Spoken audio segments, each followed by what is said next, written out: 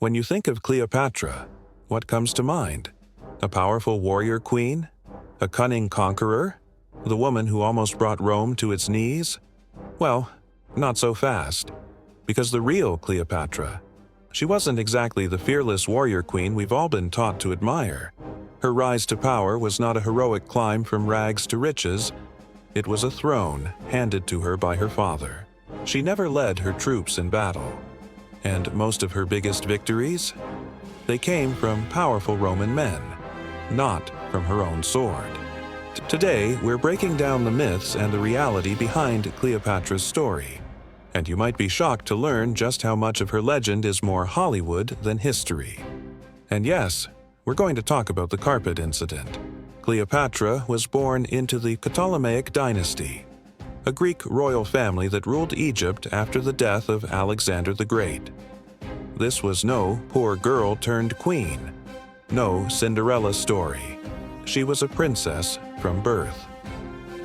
When her father, Ptolemy III, died, Cleopatra inherited the throne, co-ruling with her 10-year-old brother, Ptolemy XIII.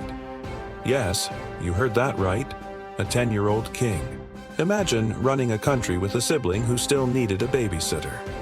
But Cleopatra quickly discovered that being queen on paper wasn't the same as actually being in power. She failed to win the support of Egypt's powerful nobles and priesthood, the real power players of the kingdom. And before long, she was exiled to Alexandria. This was a humiliating fall from grace. But Cleopatra was nothing if not ambitious. And that's when fate, or perhaps politics, delivered her a lifeline. 49 BCE. Enter Julius Caesar, one of Rome's most brilliant generals and politicians, arriving in Egypt to settle a civil war between Cleopatra and her brother. And here's where we get one of history's most famous and cinematic moments. Cleopatra needed Caesar's support, so she had herself smuggled into his quarters, reportedly rolled up in a luxurious carpet. Picture this. The carpet is unrolled, and out comes Cleopatra.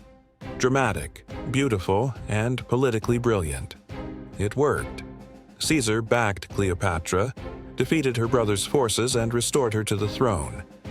But here's the thing. It was Caesar's war, not Cleopatra's. It was his soldiers who fought, his strategy that won. Cleopatra didn't ride into battle. She didn't lead troops with a sword in her hand. She regained her crown because Rome wanted her there. After Caesar's assassination in 44 BCE, Cleopatra found herself vulnerable again. Her answer?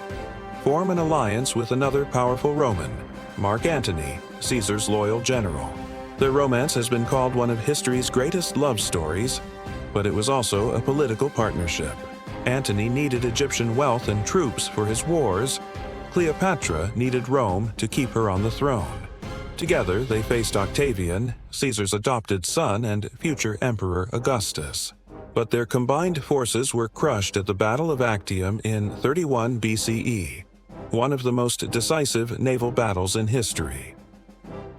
After their defeat, Antony took his own life. Cleopatra, refusing to be paraded through Rome in chains as a trophy, chose death. And yes, this is where the snake comes in. The famous story of Cleopatra letting an asp bite her.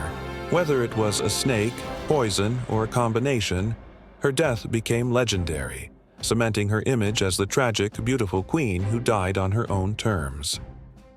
So, what does this all mean? Cleopatra was clever. She was politically savvy. She knew how to turn charm into power. But was she a conquering warrior queen? No. She didn't expand Egypt's borders. She didn't lead armies to glorious victories. She didn't almost conquer Rome. She fought to survive as Rome grew stronger every year. Her power depended on aligning herself with powerful Roman men. First Caesar, then Antony.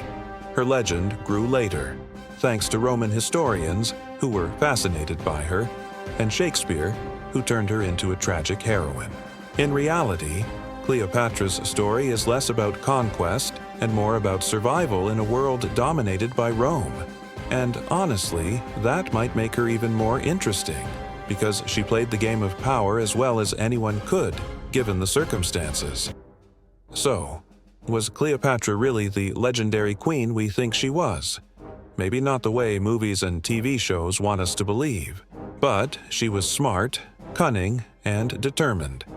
And she made choices that kept her in power until the very end. What do you think? Is Cleopatra overrated? Or was she just playing the only game she could play? Drop your thoughts in the comments. I'd love to hear your take on her legacy. And if you enjoyed this deep dive into Cleopatra's real story, make sure to like, subscribe, and hit that bell icon so you don't miss our next journey into history's most fascinating myths and legends.